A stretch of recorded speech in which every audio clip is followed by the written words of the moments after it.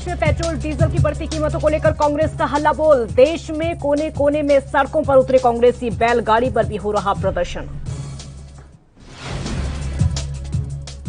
आज प्रशांत किशोर एनसीपी प्रमुख शरद पवार से करेंगे मुलाकात। 2024 लोकसभा चुनाव पर हो सकती है चर्चा। मुलाकात के निकाले जा रहे कई मायने।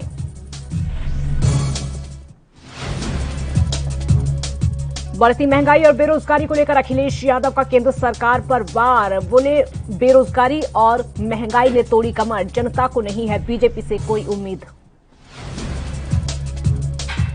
और देश भर में लगातार चौथे दिन 1 लाख से कम आए कोरोना के केस, लेकिन ज्यादा मौतों पर नहीं लगा ब्रेक। पिछले 24 घंटों में 3,424 लोगों ने गंवाई जान।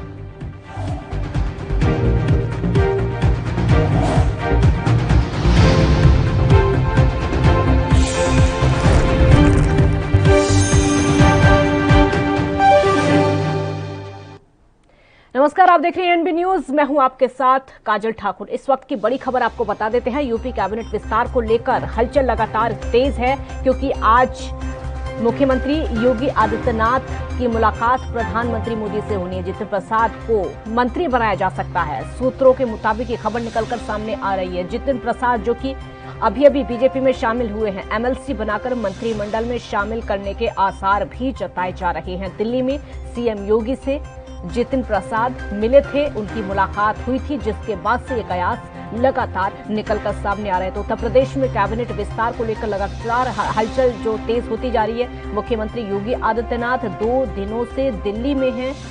उनकी मुलाकात गृह मंत्री अमित शाह से हुई और आज उनकी मुलाकात प्रधानमंत्री और जेपी नड्डा से भी होनी है। उसी बीच में ये जो कयास है लगातार कैबिनेट विस्तार को लेकर लगाए जा रहे हैं। जितिन प्रसाद एक ब्राह्मण चेहरा, एक बीजेपी में नया चेहरा, बीजेपी के नए नवेले नेता इनको कहा जा सकता है। हालांकि कांग्रेस के बहुत पुराने नेता रहे हैं, इनका 3 पीढ़ियों से कांग्रेस से नाता रहा है, लेकिन अभी हाल ही में बीजेपी में शामिल हुए हैं। नए नवेले नेता बीजेपी के बन चुके हैं। एक ब्राह्मण चेहरे के तौर पर इनको देखा जा रहा है कि उत्तर प्रदेश में बीजेपी फायदा उठाने की कोशिश कर रही है। लेकिन अब ये लग रहा है कि कैबिनेट विस्तार को लेकर कोई ना कोई जगह जितिन प्रसाद को मिल सकती है, क्योंकि कांग्रेस की तरफ से कहा जा रहा था कि वो सम्मान जितिन प्रसाद को नहीं मिलेगा बीजेपी में जाकर, जो कि कांग्रेस में अब तक मिला था।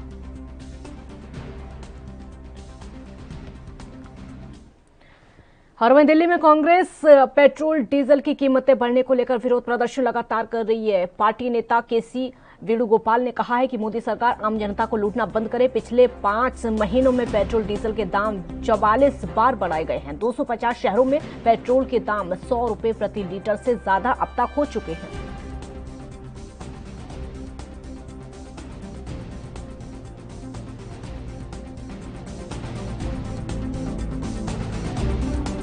Modi government should stop the looting of the common people of the country.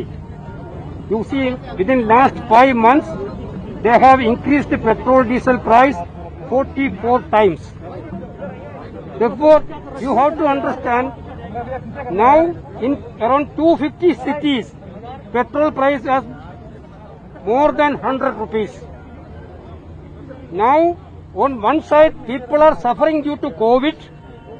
If they want to go for a vaccination also, they have to depend upon these motor vehicles like scooter and auto rickshaw. How can they go with this?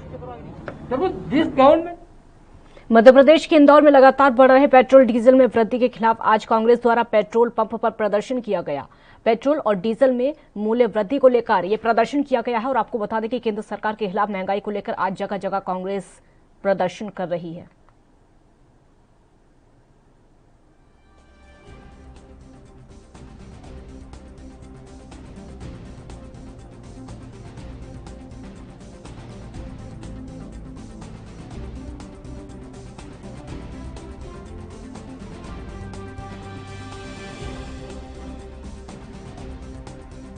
आज पूरे देश में आज Akhil Bharatiya Congress committee और प्रदेश Congress committee के आह्वान पर हम आज जिला कांग्रेस कमेटी पूरे ग्रामीण क्षेत्र में हर पेट्रोल पंप पर विरोध दर्ज करा रही है कि आज 2014 में जिस तरीके से कांग्रेस की सरकार थी, जब 1 रुपया बढ़ता था तो ये रोड पे नजर आते थे और ये अपने आप को ऐसा प्रदर्शित करते थे कि विकास पुरुष तो मोदी जी है, बीजेपी है, महंगाई कांग्रेस ही बढ़ाती है।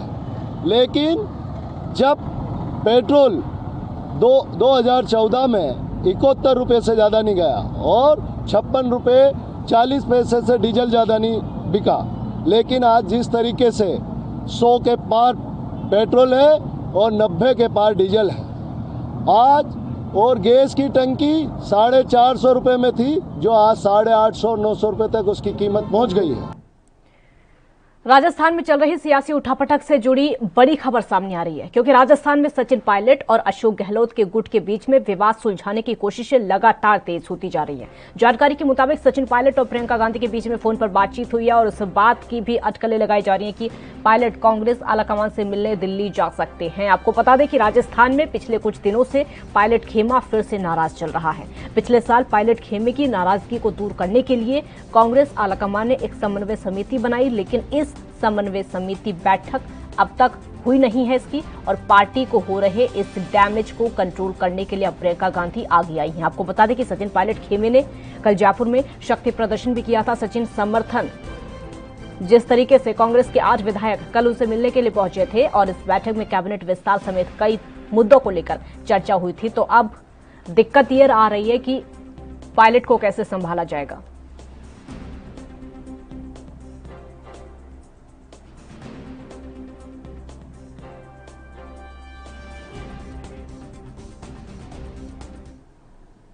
असम के नवनिर्वाचित मुख्यमंत्री हिमंता बिस्वा शर्मा ने अल्पसंख्यक समुदाय से गरीबी कम करने के लिए जनसंख्या नियंत्रण के लिए सभ्य परिवार नियोजन नीति अपनाने का आग्रह किया है। सीएम हिमंता बिस्वा शर्मा ने अपनी सरकार के 30 दिन पूरे होने के अवसर पर कहा कि समुदाय के सभी हितधारकों को आगे आना चाहिए। समुदाय में गरीबी को कम करने में सरकार का समर्थन करना चाहिए, जो मुख्य रूप से जनसंख्या में निरंतर वृद्धि के कारण है।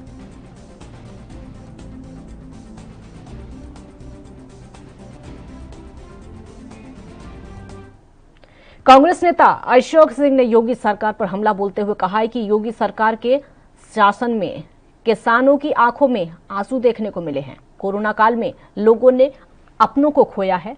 उन्होंने क्या कुछ कहा और आपको सुनवाते हैं।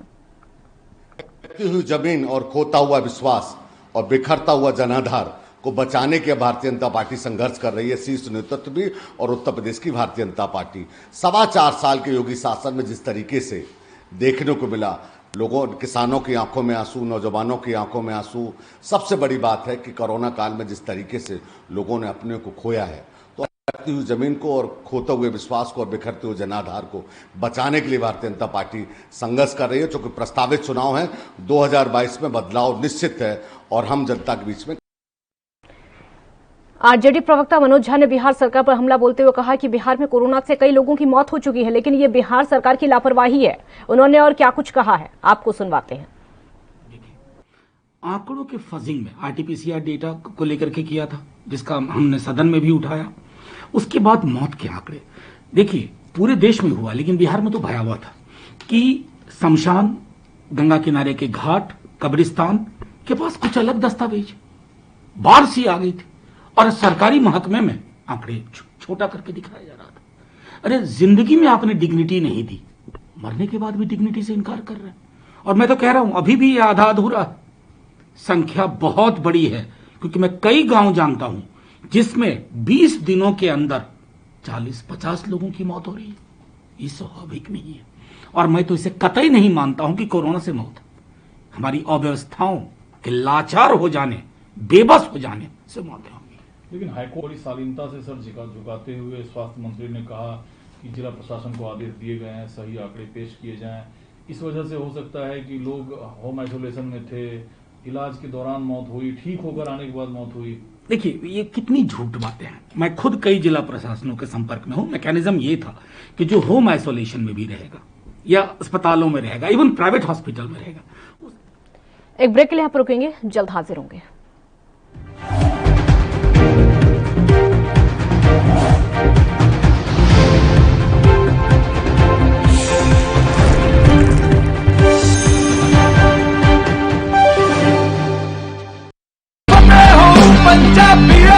फतेह किट ਦਿੱਤੇ ਨੇ ਕਿ ਤੁਹਾਨੂੰ ਕਿਤੇ ਜਾਣ ਦੀ ਲੋੜ ਨਹੀਂ। ਅਗਰ ਤੁਸੀਂ ਪੋਜ਼ਿਟਿਵ ਹੋ, ਸਟੇਜ 1 ਦੇ ਵਿੱਚ ਹੋ, ਲੈਵਲ 1 ਦੇ ਵਿੱਚ ਹੋ, ਆਪਣੇ ਘਰ ਜਾਓ, ਫਤਿਹ ਕਿਟ ਤੁਹਾਨੂੰ ਮਿਲ ਜੂਗਾ। ਬਿਮਾਰੀ ਦਾ ਕੀ ਦਵਾਈ ਲੈਣੀ ਹੈ, कैसे ਲੈਣੀ ਹੈ, ਸਾਰਾ ਕਾਗਜ਼ ਵਿੱਚ ਹੈ। ਕੋਈ ਬੰਦਾ ਆਊਗਾ ਜਿਹੜਾ ਤੁਹਾਨੂੰ ਦੇਊਗਾ ਔਰ ਉਹ ਸਮਝਾਊਗਾ ਵੀ ਤੁਹਾਨੂੰ, ਉਹ ਤੁਸੀਂ ਲਓ।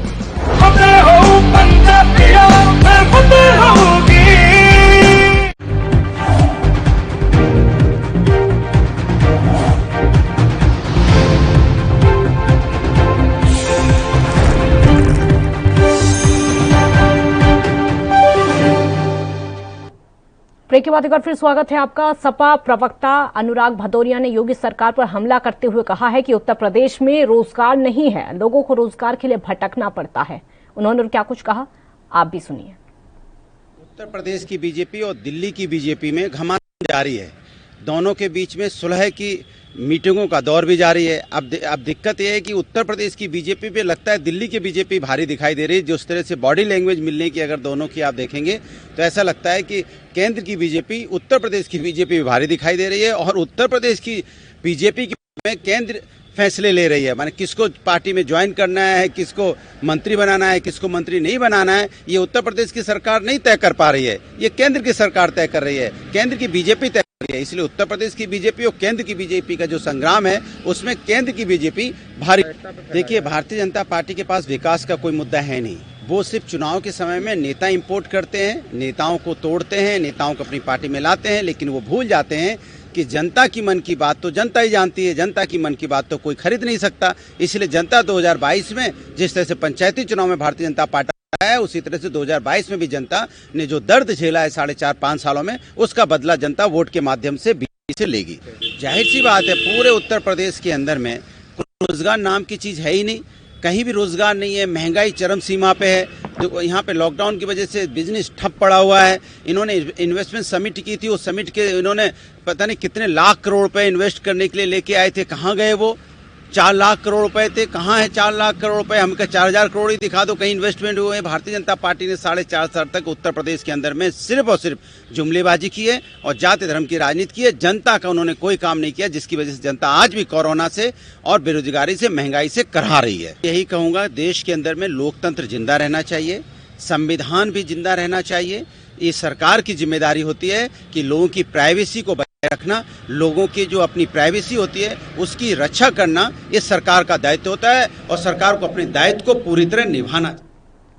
हरियाणा के रोहतक में बाईपास पर सुबह हादसा हो गया। हादसे में एक व्यक्ति की मौत हो गई है और आपको बता दें कि मृतक भिवानी जिले के सह गांव का रहने वाला है।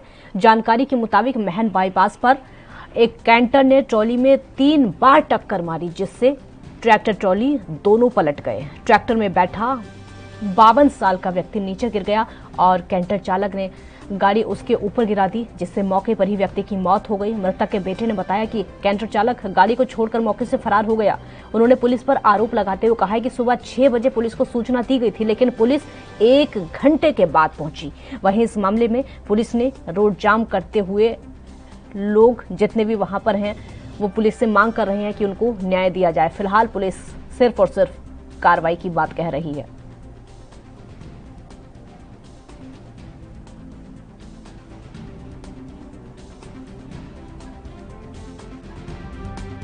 था मेरा चाचा का सोहरा था और मेरा बाप था। गाड़ी वाला पीछे तो टक्कर मारी, मेरा पापा पड़ गया, मैं इतना ध्यान पड़ गया। तो दूसरी टक्कर फिर मारी, ट्रैक्टर नहीं रोकने दिया उसने। तीसरी टक्कर उड़ जाके मारी, उड़ जाते ट्रैक्टर पलटी है, उन्हें भाजने की भी कोशिश करी, गाड़ी लेकर नहीं पाई, वो रोड के ऊपर पलट गया बीच में कभी, वो भाजन नहीं पाया, लेकिन गाड़ी छोड़ के भाज गया वो। उसके बाद में बेरा नहीं कौन था कितना है। पुलिस द्वारा फोन कराया तो 6 बजे फोन कराया था, 1 घंटा बाद पुलिस पहुंची। ठीक, तो क्या कार्रवाई चाहते हो जी? हम तो ये चाहो हमने कि फैसला मिला है, किसी और ने एक्सीडेंट की सूचना मिली थी इस पे बाईपास पे, हिसार वाले बाईपास पे एक्सीडेंट हो रखा है। सूचना पर आगे मौके पर आ गए थे। टैंकर वाले ने मारा, ट्रैक्टर वाले टक्कर, एक आदमी एक्सपायर हो गया है। पंजाब में कल हुई मूसलाधार बारिश और आंधी ने भले ही लोगों को गर्मी से राहत दी हो, लेकिन मौसम में आए अचानक बदलाव से रूपनगर के नूरपुर बेदी के गांव मवा खुर्द के कुछ घरों में बिजली गिरने से खबरें आई हैं, जिससे काफी नुकसान हुआ है। लोगों के अनुसार बिजली गिरने से कूलर, फ्रिज और पंखे, कई सामान खराब हो चुके हैं।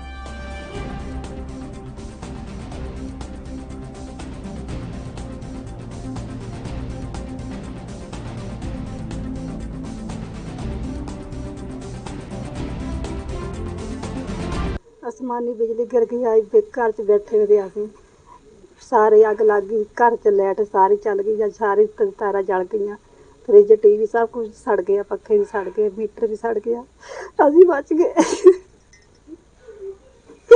असीं कोल बैठे हुए थे साडा बचाव हो गया परमात्मा ने सानू रखिया। प्रशासन तो की मंग करते असीं सानू जो मदद तुसीं मार सकदे सानू एक मंजूर है। आसमानी बिजली डिगण नाल साडे घर दा बहुत नुकसान होया जी फ्रिज टीवी कूलर पखे फिटिंग दा समान सारा जल गया जी ते जिहड़े घर विच बिजली डिगी है जी ये घर हैगा बहुत ज़्यादा गरीब इन्हां दा नाम कृष्ण लाल है जी ते ये नरेगा स्कीम दे विच काम करदे हन बहुत ज़्यादा गरीब हन।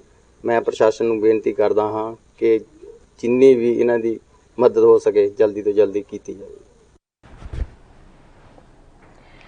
यूपी के संभल में अपराध की ताबड़तोड़ वारदातों के बीच में खेत पर काम कर रही महिला की गर्दन काटकर हत्या कर दी गई है और ये मामला असमोली थाना इलाके के फतेहपुर मदाला गांव का है, जहां पर मक्का के खेत में 32 साल की महिला का गर्दन से रेता हुआ शव मिला है। पुलिस के अनुसार महिला खेत पर काम करने के लिए सुबह आई थी, लेकिन शाम को जब वापस नहीं लौटी तो घर वाले देखने के लिए पहुंचे। पुलिस ने शव को फिलहाल पोस्टमार्टम के लिए भेज दिया है।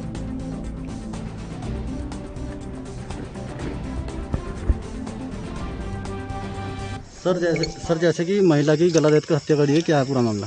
थाना असमौली के अंतर्गत ये गांव फतेहपुर मदाला है। यहाँ पर एक आज शाम को सूचना प्राप्त हुई कि एक महिला का शव मक्के के खेत में है, जहाँ पर उसकी गला रेत कर हत्या की गई है। पुलिस के द्वारा मौके पर पहुंचकर सारे साक्ष्य संकलन की कार्रवाई की जा रही है। पंचनामा तथा पोस्टमार्टम की कार्रवाई की जा रही है। पोस्टमार्टम के लिए बॉडी को भेज दिया गया है तथा परिजनों से बातचीत करके FIR पंजीकृत की जा रही है। जो भी वैधानिक कार्रवाई है वो की जा रही हैं। मौके पर शांति व्यवस्था ठीक है और इसके साथ में हम लोग इसको जल्द ही वर्कआउट करेंगे। इसके लिए यूपी में ललितपुर के इकोना गांव में एक महिला अपने 2 बच्चों समेत गायब हो गई। परिजनों ने काफी खोजबीन की, जिसके बाद देखा कि रोहिणी बांध की तलहटी में 2 बच्चों के शव पानी में ऊपर ही तैरते हुए दिखाई दिए, जिससे हड़कंप मच गया। शवों की शिनाख्त हो चुकी है, जिसमें 6 साल की एक लड़की है और 4 साल का एक लड़का है। वहीं काफी तलाश के बाद नदी के किनारे एक पेड़ पर महिला का शव साड़ी के फंदे पर लटका हुआ मिला।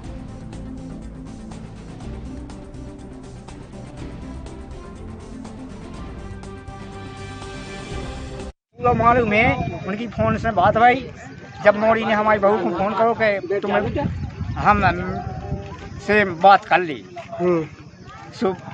मोड़ी ने जा बताई बहू को कि तुम्हें पता नहीं है, इतनी बात कही। अच्छा, तो इसकी कोई बात तो आपको किसी को तो जानकारी दी होगी? हमें वो कोई जानकारी नहीं, हम तो यहाँ गया रात में। अच्छा, एक ब्रेक के लिए यहाँ पर रुकेंगे, जल्द हाजिर होंगे। आप देखते रहिए ANB न्यूज।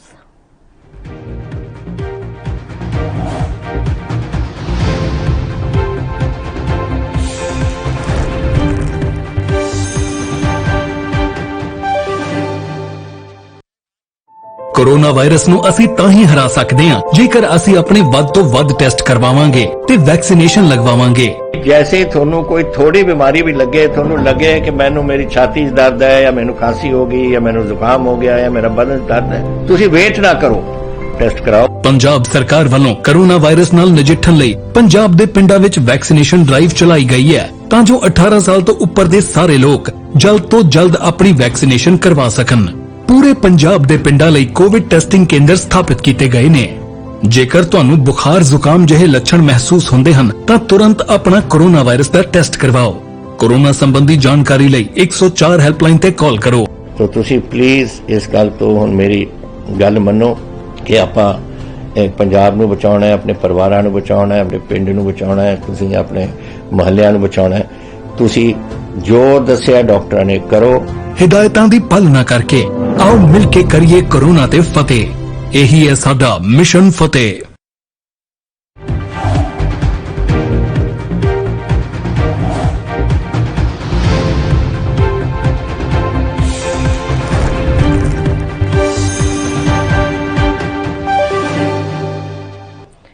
ब्रेक के बाद एक बार फिर स्वागत है आपका। हरियाणा के रेवाड़ी में 24 मई को कुछ बच्चे मैदान में खेलते खेलते पास के एक स्कूल की बिल्डिंग में चले गए। वहां पर 7 साल की लड़की ने एक 10 साल की बच्ची के साथ कथित तौर पर गैंगरेप किया, लेकिन ये घटना एक सप्ताह बाद तब उजागर हुई जब घटना का वीडियो पीड़िता के पड़ोसियों ने सोशल मीडिया पर देखा। उन्होंने लड़की के परिवार को इसकी जानकारी दी, तब बात पुलिस तक पहुंची। पीड़िता का परिवार 9 जून को पुलिस के पास पहुंचा और इसकी एफआईआर दर्ज कराई। रेवाड़ी के डीएसपी हंसराज ने बताया कि केस महिला पुलिस थाने में आईपीसी की धारा 376D, 354C, 506 POCSO IT act और SC/ST एक्ट के तहत दर्ज किया गया है। इन 7 आरोपियों में से महज एक बालिग है और 18 साल का है, बाकी 10 से 12 साल के बीच के हैं।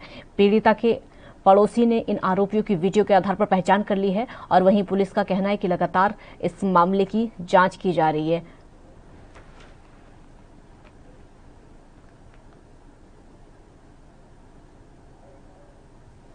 गांव में एक लड़की है 10 साल की, उसके साथ रेप हो गया और रेप भी छोटे बच्चों ने, कोई 10 साल का, कोई 12 साल का है, उसमें एक लड़का बालिग भी है। सभी ने मिलकर उसके साथ रेप के साथ में वीडियो बना लिया पिछले महीने की 24 तारीख को। उसको वीडियो को वायरल कर दिया तो वो कल घर वालों में संज्ञान में आया और वो पुलिस के पास लेके आए तो उनने उसमें एफआईआर दर्ज की तुरंत और उन बच्चों को अभिरक्षा में लिया, मेडिकल कराया और उनको ऑब्जर्वेशन होम में छोड़ दिया। उनमें एक लड़का बालिग था, उसको गिरफ्तार करके अभी न्यायालय में पेश कर रखा है। उसमें अभी एक का और गिरफ्तार बकाया, बाकी हरियाणा के गृह मंत्री अनिल विज और अंबाला के एसपी हामिद अख्तर जिले में बढ़ रहे क्राइम के प्रति काफी सचेत नजर आ रहे हैं। उन्होंने जुआ, सट्टा और खाईबाजी जैसे अपराध के खिलाफ पुलिस को विशेष अभियान चलाने के आदेश दिए हैं। पुलिस अधिकारी का कहना है कि अब जिले में होने वाले किसी भी तरह के क्राइम को बख्शा नहीं जाएगा। इस तर्ज पर पुलिस ने गुप्त सूचना पर जुआ खेलते हुए 21 लोगों को गिरफ्तार करने का दावा किया है और उनके कब्जे से तकरीबन 1.5 लाख की रकम बरामद की है। आज हमारे को एक मूंगफली मिली थी बस के दौरान, ये मच्छी मार्केट, पुरानी मच्छी मार्केट में जुए खेल रहे काफ़ी लोग इकट्ठे हो गए। तो मूंगफली के आधार पर हमने वहाँ पर रेड की है और वहाँ से 21 लोगों को गिरफ्तार किया है और उनसे लगभग 1,60,000 की करेंसी बरामद हुई है।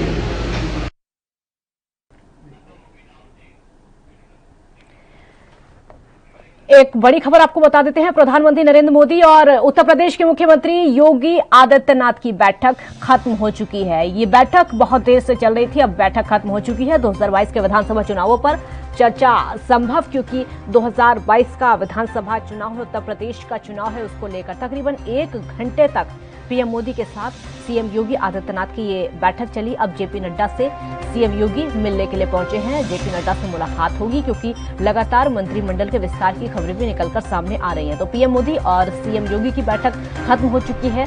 सीएम योगी आदित्यनाथ जेपी नड्डा से पार्टी के राष्ट्रीय अध्यक्ष से मिलने के लिए अब निकल पड़े हैं। उनसे पहले यानी कल की अगर बात करें तो देश के गृह मंत्री अमित शाह से मुलाकात योगी आदित्यनाथ की हुई थी।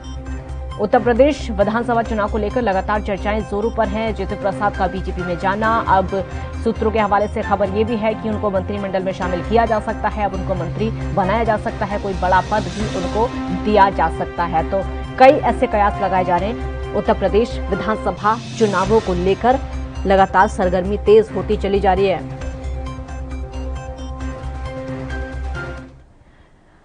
एक ब्रेक के लिए यहां पर रुकेंगे, जल्द हाजिर होंगे।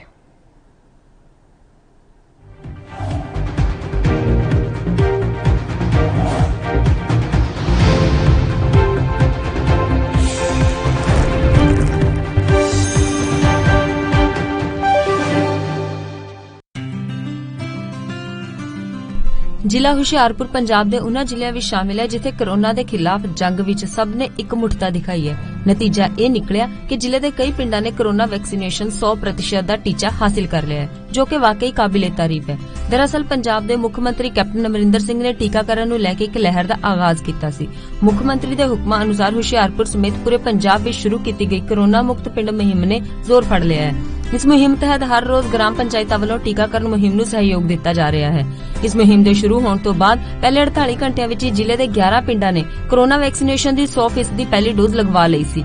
ਇਨ੍ਹਾਂ ਪਿੰਡਾਂ ਵਿੱਚ ਹਲਕਾ ਚੱਬੇਵਾਲ ਦੇ ਪਿੰਡ ਨਵਾਂ ਜੱਟਪੁਰ, ਪੁੰਗਾ ਤੇ ਪੁੰਜ ਸ਼ਾਮਿਲ ਨੇ, ਜਦਕਿ ਮਕੇਰੀਆਂ ਦੇ ਪਿੰਡ ਨੱਥੂਵਾਲ, ਲਲੋਤਾ, ਉਲਾਹਾ, ਚੱਕੜਿਆਲ, ਪੜੋਲਿਆ ਅਤੇ ਰਾਮਗੜ੍ਹ ਸਿਕਰੀ ਨੇ ਵੀ ਫਤਿਹ ਹਾਸਿਲ ਕੀਤੀ ਹੈ। ਇਸ ਤੋਂ ਇਲਾਵਾ ਗੜਸ਼ੰਕਰ ਦੇ ਪਿੰਡ ਨਾਜ਼ਰਪੁਰ, ਰਾਵਲਪਿੰਡੀ ਨੇ ਵੀ ਕੋਵਿਡ-19 ਦੀ 100% ਡੋਜ਼ ਲਗਵਾ ਲਏ ਨੇ। ਦੂਜੇ ਪਾਸੇ ਡਿਪਟੀ ਕਮਿਸ਼ਨਰ ਅਪਨੀਤ ਰਿਆਤ ਨੇ ਵੀ ਪਿੰਡਾਂ ਦੇ ਸਰਪੰਚਾਂ ਨੂੰ ਇਸ ਉਪਲਬਧੀ ਲਈ ਵਧਾਈ ਦਿੱਤੀ ਹੈ ਤੇ ਹੋਰਨਾਂ ਪਿੰਡਾਂ ਨੂੰ ਵੀ ਆਉਣ ਵਾਲੇ ਦਿਨਾਂ 'ਚ 100% ਟੀਕਾਕਰਨ ਲਈ ਪ੍ਰੇਰਿਤ ਕੀਤਾ ਹੈ। ਉਨ੍ਹਾਂ ਦੱਸਿਆ ਕਿ ਜ਼ਿਲ੍ਹੇ ਵਿੱਚ 3,52,723 ਲੋਕਾਂ ਦਾ ਟੀਕਾਕਰਨ ਹੋ ਚੁੱਕਾ ਹੈ ਤੇ ਰੋਜ਼ਾਨਾ 5,000 ਤੋਂ ਉੱਤੇ ਲੋਕਾਂ ਦਾ ਟੀਕਾਕਰਨ ਹੋ ਰਿਹਾ ਹੈ। ਦਰਅਸਲ ਪੰਜਾਬ ਦੇ ਮੁੱਖ ਮੰਤਰੀ ਕੈਪਟਨ ਅਮਰਿੰਦਰ ਸਿੰਘ ਨੇ ਐਲਾਨ ਕੀਤਾ ਸੀ ਕਿ ਸੂਬੇ ਦੇ ਪਿੰਡਾਂ ਵਿੱਚ 100% ਕੋਰੋਨਾ ਟੀਕਾਕਰਨ ਦੇ ਟੀਚੇ ਨੂੰ ਹਾਸਿਲ ਕਰਨ ਵਾਲੇ ਪਿੰਡ ਨੂੰ 10 ਲੱਖ ਰੁਪਏ ਦੀ ਵਿਸ਼ੇਸ਼ ਗ੍ਰਾਂਟ ਦਿੱਤੀ ਜਾਵੇਗੀ, ਜਿਸ ਦੇ ਨਤੀਜੇ ਵਜੋਂ ਪੰਜਾਬ ਦੇ ਸਾਰੇ ਪਿੰਡਾਂ 'ਚ ਵੈਕਸੀਨੇਸ਼ਨ ਨੇ ਜ਼ੋਰ ਫੜ ਲਿਆ। ਜਿਹੜਾ ਪਿੰਡ 100% ਵੈਕਸੀਨੇਸ਼ਨ ਕਰੂਗਾ ਉਹਨੂੰ ਮੈਂ 10 ਲੱਖ ਦਾ ਗ੍ਰਾਂਟ ਦੇਵਾਂਗਾ। ਨੋਟ ਕਰ ਲਓ, ਜਿੰਨੇ ਤੱਕ ਵੈਕਸੀਨ, ਮੈਨੂੰ ਪਤਾ ਹੈ ਵੈਕਸੀਨੇਸ਼ਨ ਦਾ ਕੋਈ ਡਰ ਹੈ, ਪਰ ਜਦ ਆਓ ਲੱਗ ਜਾਓ ਲਾਈਨਾਂ ਦੇ ਵਿੱਚ ਔਰ ਕਰਾ ਲਓ ਆਪਣੀ ਵੈਕਸੀਨੇਸ਼ਨ ਔਰ ਤੁਹਾਡੀ ਗ੍ਰਾਂਟ ਮੈਂ ਦੇ ਦੂੰਗਾ। ਜੋ ਕੁਝ ਤੁਸੀਂ ਆਪਣੇ ਪਿੰਡ 'ਚ ਕਰਾਉਣਾ ਤੁਸੀਂ ਕਰਾ ਲਓ। ਜ਼ਿਕਰਯੋਗ ਹੈ ਕਿ ਪੰਜਾਬ ਦੀ ਕੈਪਟਨ ਅਮਰਿੰਦਰ ਸਿੰਘ ਸਰਕਾਰ ਵਾਇਰਸ ਦੀ ਸ਼ੁਰੂਆਤ ਤੋਂ ਹੀ ਅਲਰਟ ਮੋਡ ਤੇ ਸੀ, ਜਿਸ ਦਾ ਨਤੀਜਾ ਇਹ ਨਿਕਲਿਆ ਕਿ ਅੱਜ ਪੰਜਾਬ ਦੇ ਵਿੱਚ ਕੋਰੋਨਾ ਦੇ ਕੇਸ ਘੱਟ ਤੇ ਹਸਪਤਾਲਾਂ 'ਚ ਸਹੂਲਤਾਂ ਜ਼ਿਆਦਾ ਨੇ।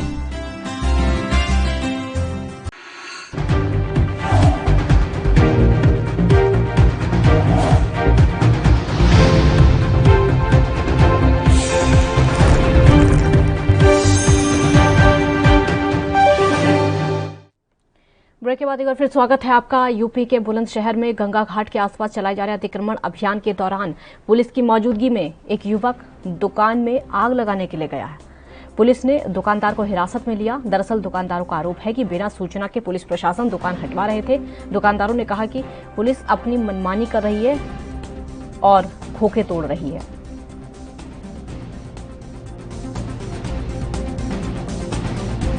गंगा सेवा भी करता हूँ। घाट की स्वच्छता का हमने जो है बीड़ा उठाया था।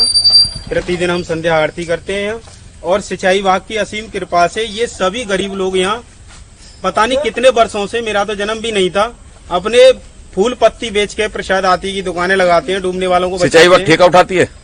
सिंचाई विभाग से ठेका उठाता भूमि कर के नाम पे हम लोग उसका पैसा देते हैं आप? हाँ, पैसा देते हैं हम। फिर आज क्या हो गया है? ऐसा है अभी 1 साल से इनका ठेका नहीं उठाया। क्यों? आज से पहले इनका ठेका उठता था और हम ठेका देते थे। अब वो कोरोना महामारी। यूपी के संभल में पुलिस की फेसबुक आईडी हैक करने से पुलिस विभाग में हड़कंप मच गया है। दरअसल पुलिस की फेसबुक आईडी हैक करने के बाद लोगों से मैसेज करके रकम मांगी गई और वहीं पुलिस ने मामले को संज्ञान में लेकर जांच शुरू की है।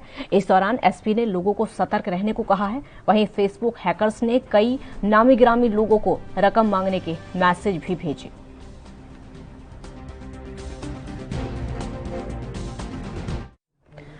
खबरों फिलहाल इतना ही। आप देख रही है एनबी न्यूज। नमस्कार।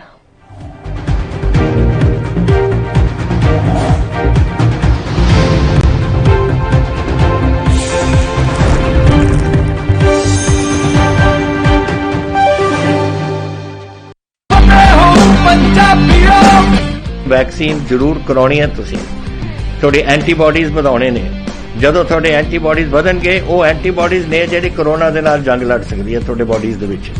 ਇਹ ਤੁਹਾਨੂੰ ਕਰਾਉਣਾ ਚਾਹੀਦਾ ਹੈ। ਤੁਹਾਨੂੰ ਉਹ ਡਾਕਟਰ ਜੋ ਪਹਿਲੇ ਦਿਨ ਤੋਂ ਕਹਿ ਰਹੇ ਨੇ ਮਾਸਕ ਨਹੀਂ ਭੁੱਲਣਾ। ਅਗਰ ਕਿਸੇ ਨੂੰ ਕੋਵਿਡ ਹੋ ਵੀ ਚੁੱਕਿਆ ਉਹਨੂੰ ਵੀ ਦੇਖੋ ਕਿ ਮਾਸਕ ਪਹਿਨੇ, ਕਿਉਂਕਿ ਸਟ੍ਰੇਨਸ ਬਦਲਦੇ। ਇਹ ਜਿਹੜੇ ਸਟ੍ਰੇਨ ਨੇ ਨਾ ਕੋਰੋਨਾ ਦੇ, ਇਹਨਾਂ ਦੀ ਮਿਊਟੈਂਟਸ ਬਣ ਜਾਂਦੇ ਨੇ। ਇਸ ਕਰਕੇ ਤੁਸੀਂ ਉਹ ਜੋ ਬੇਸਿਕ ਚੀਜ਼ਾਂ ਨੇ, ਮਾਸਕ ਪਹਿਨਣਾ, ਹੱਥ ਧੋਣੇ, सोशल डिस्टेंसिंग रखनी ये जरूरी है। ਤੁਹਾਨੂੰ